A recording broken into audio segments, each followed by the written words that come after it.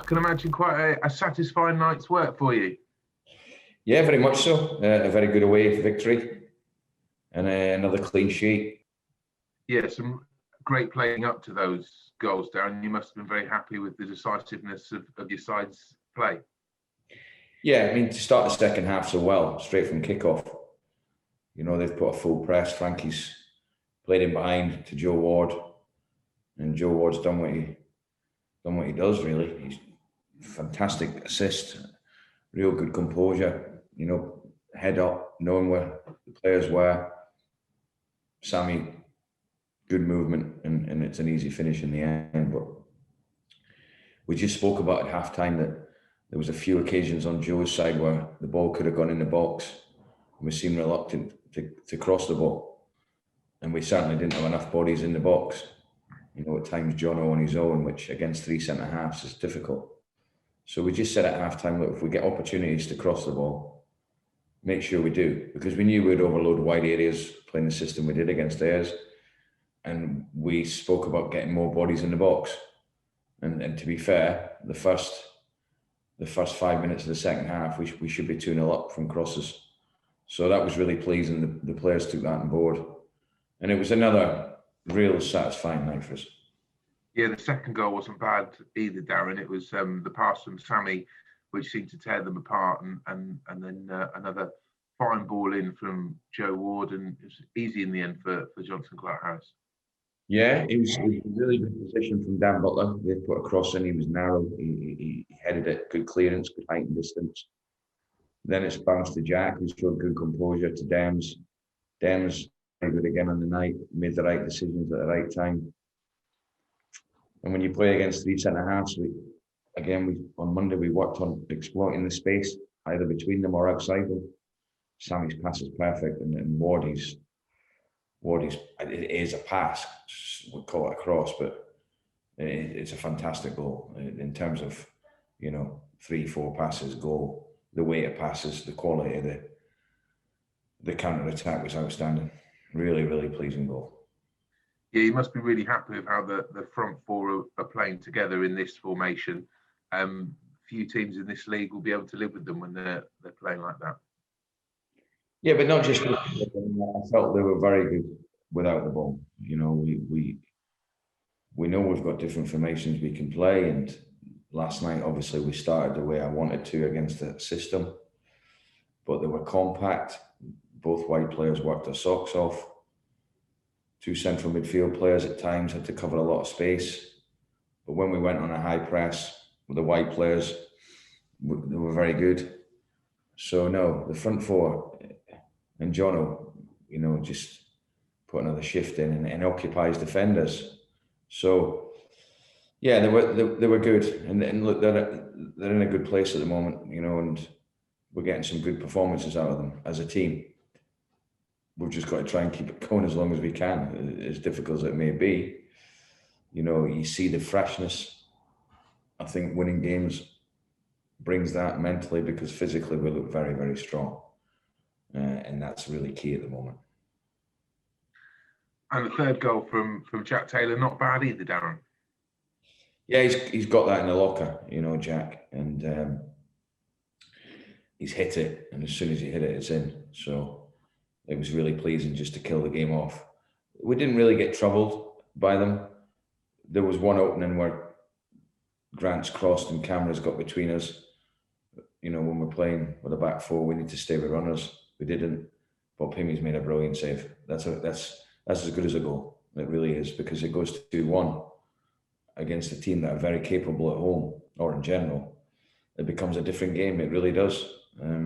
The third goal, when it's 2-0 to any team, is the most important one. And obviously we got it and it killed the game off. But that save by Pimmy, and he made a similar one on Saturday against Wimbledon, can't be ignored. They're as good as goals. Was really crucial. You decided in the end to go with the start with the four at the back formation, Darren. What was the thinking there? Because previously you'd been starting with three at the back and then switching if needs be.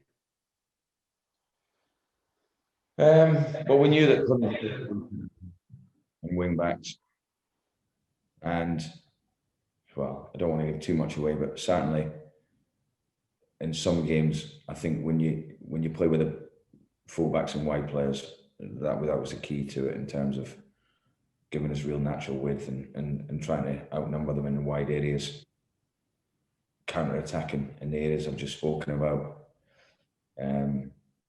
I looked at our last game when we played against a 3 at the back away from home, which was Shrewsbury, which didn't work. So, and also the fact that we can't ignore that when we've changed it recently, we've been very good.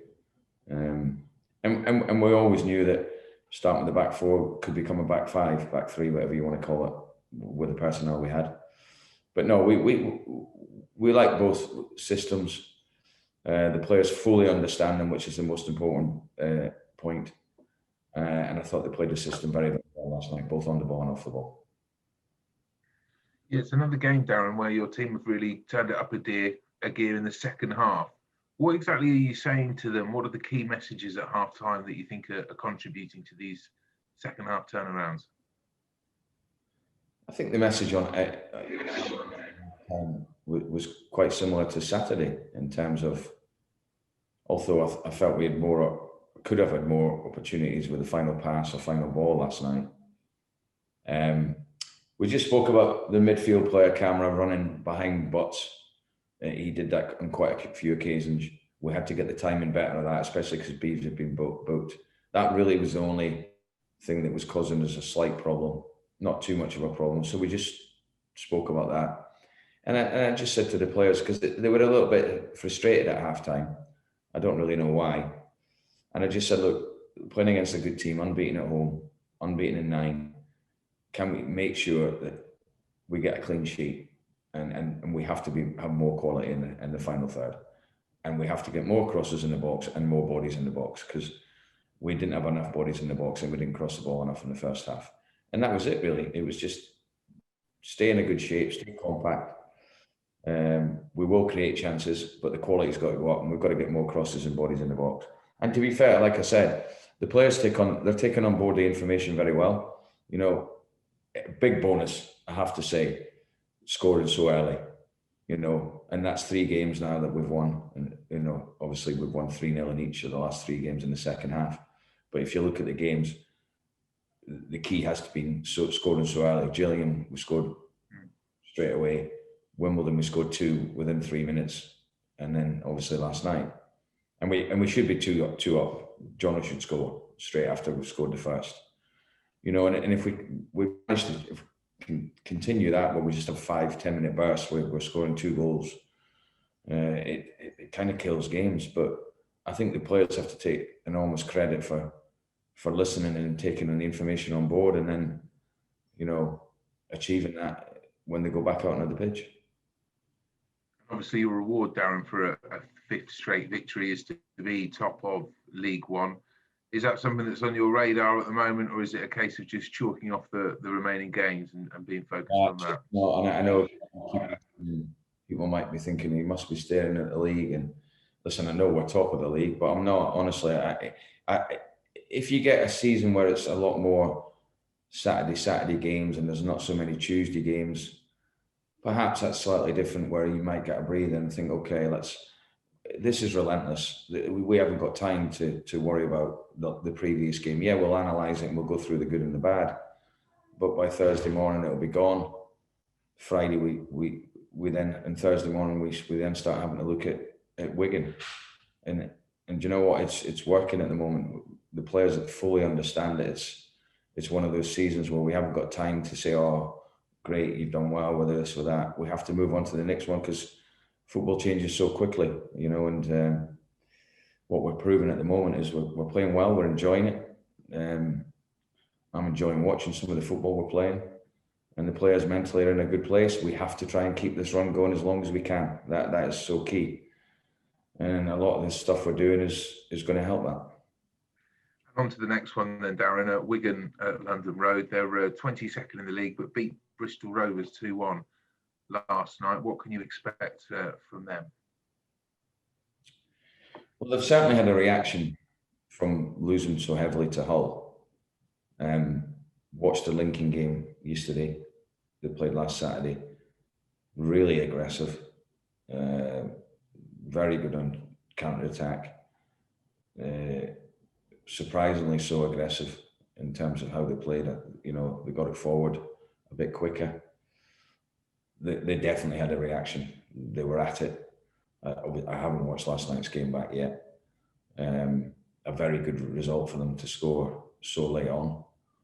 You know, and if you look at the bottom of the league, it's so close. I think there's 8 teams within 4 or 5 points. So whenever you get to the stage of the season we're at, getting to the last third, they're fighting like hell for points. It's going to be another difficult game. And I keep saying the same thing. We have to look after ourselves and make sure that we continue, if we can, keeping the same standards. And we keep getting clean sheets because we feel that we've got goals. And not let up, really. We've got to put the foot down. And we can't control what other teams are doing. We can only control what we're doing. But given when you look at the Wigan team and the personnel they've got some very, very good players. And obviously, with the games coming so quickly, Darren, is there a temptation to rest some of your key players in the run-up, or are you quite keen to keep this momentum, this winning streak going? Well, you know, I'll probably be able to answer that in about 24 hours, Ben, in terms of when the players, I can have a look at them. And certainly, you know, in terms of resting players, I think you've got to be difficult. If players have got any doubt about getting injuries or picking up any injuries, then that's when you rest them. If players are winning games and playing well, then there's no need to rest them. You know, I don't feel. Like I said earlier, physically the players look fine. The distances we're covering are very, very good. But if there's any niggles or any messages that get back to me from the fitness team and the physio that, look, you know, he could be pushing it a little bit, or he could be a muscle injury or fatigue or whatever.